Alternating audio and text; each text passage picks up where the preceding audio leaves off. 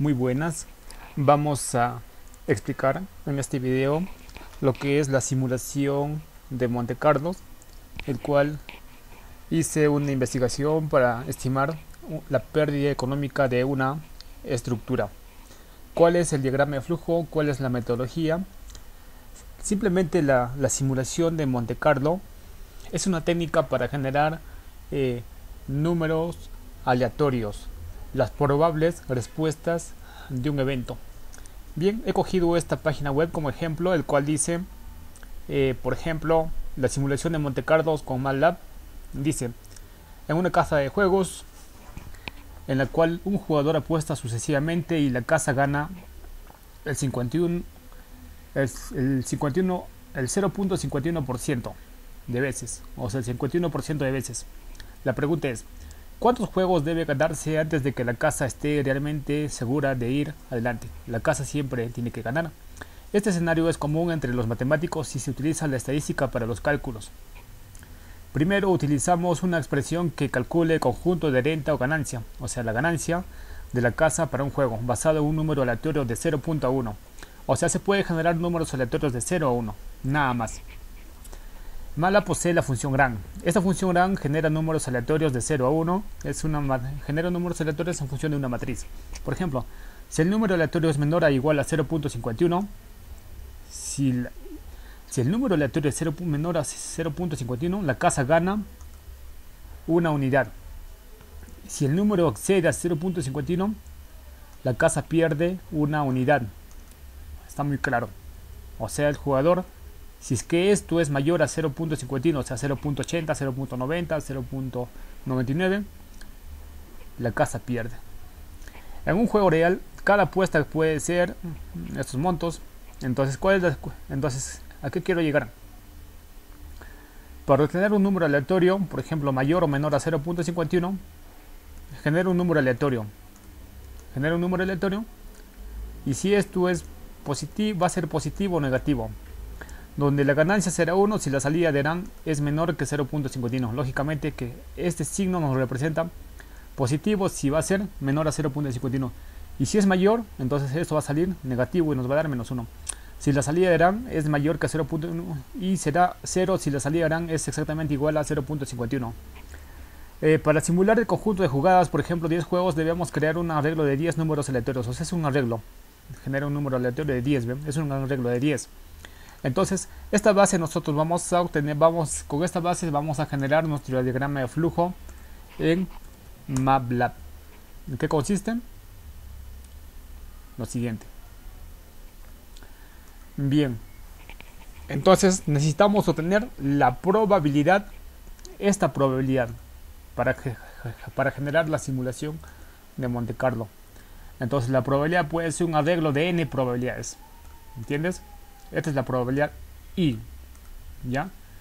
Entonces, en el MATLAB va a generar un arreglo de n variables aleatorias y va a decir si es positivo o negativo.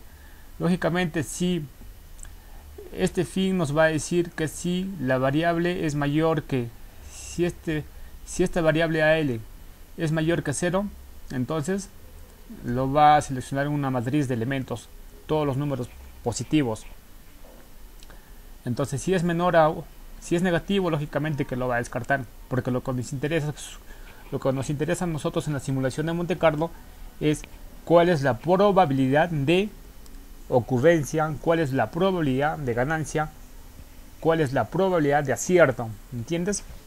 Mientras mayor es el valor de n, se va a generar una mayor cantidad de probabilidades, una mayor cantidad de ocurrencias. Lógicamente que el resultado va a ser más óptimo. La configuración, la función va a ser una función, va a tener un índice de confiabilidad mayor. Bien, entonces con esto generamos nosotros un programa en MATLAB. Acá yo he generado curvas de fragilidad. Para generar curvas de fragilidad simplemente tenemos que calcular la función, la media de todos los valores aleatorios. Tenemos que calcular la desviación estándar de los valores aleatorios. Tenemos que calcular la probabilidad de falla. La probabilidad de falla es la función de distribución log normal, función de distribución acumulada, ¿no? De x, de la media, desviación estándar.